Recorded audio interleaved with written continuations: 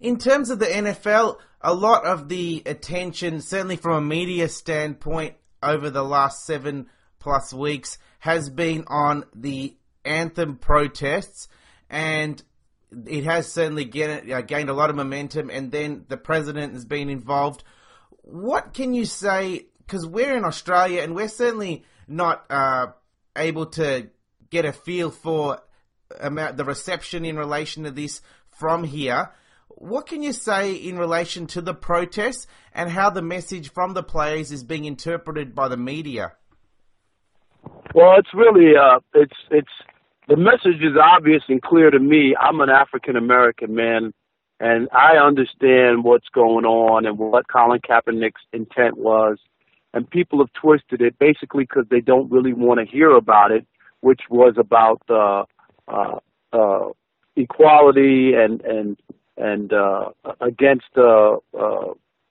social injustice and police brutality. That there was a wave at some point in the last year or so where there were a number of African American males who were armed and were killed by white police officers, and that really is what triggered it.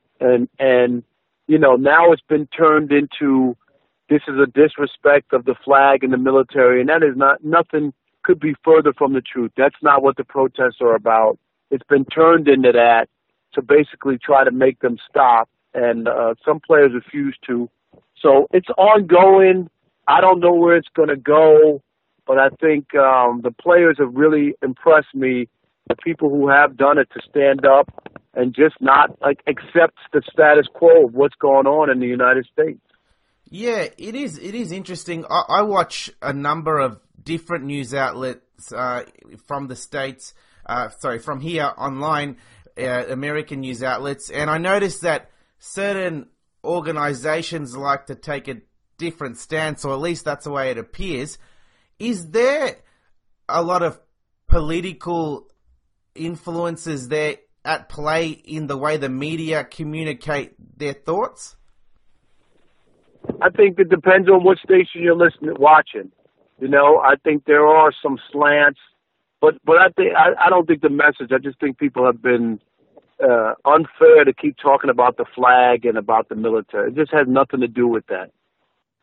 Yeah. And the real issue is about police brutality, and they don't want to talk about that, and that's why the protests have gone on. And I think the owners have made this bed, and they got to lay in it because they also blackballed Colin Kaepernick from the game. And I think when you do that, you open yourself up for people not to feel good about how things have been handled, and why are you punishing a guy for his First Amendment rights, which is a right to peaceful protest. I don't get people having an issue with peaceful protests, and so that's really where it stands. I don't know where it's gone, but Colin Kaepernick has made a dent in American sports history.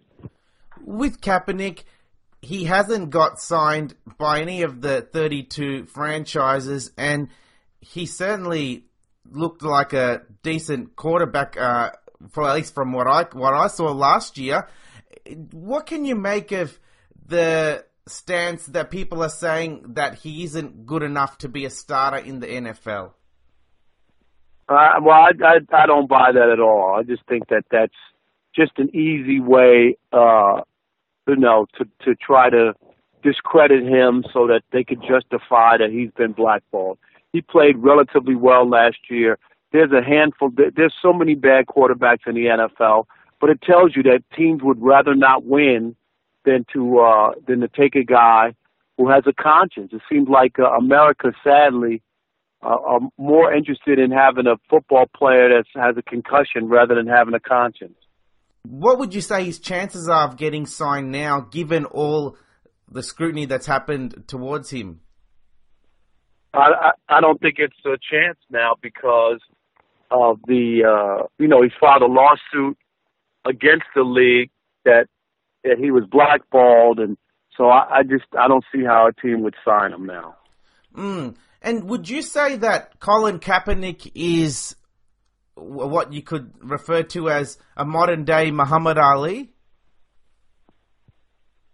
Yes, I mean, absolutely. Absolutely. Remember, people didn't like Muhammad Ali either. I mean, when he took his stance about not going to war, and people called him a draft dodger, and they took away he threw his Olympic medal into the river in Kentucky. I mean, and now, and then he went on to be one of the biggest icons in American history. So they didn't like him at the time in the 60s, but in time, people might grow to understand what Colin Kaepernick was trying to accomplish and how he gave up his football career to make a point.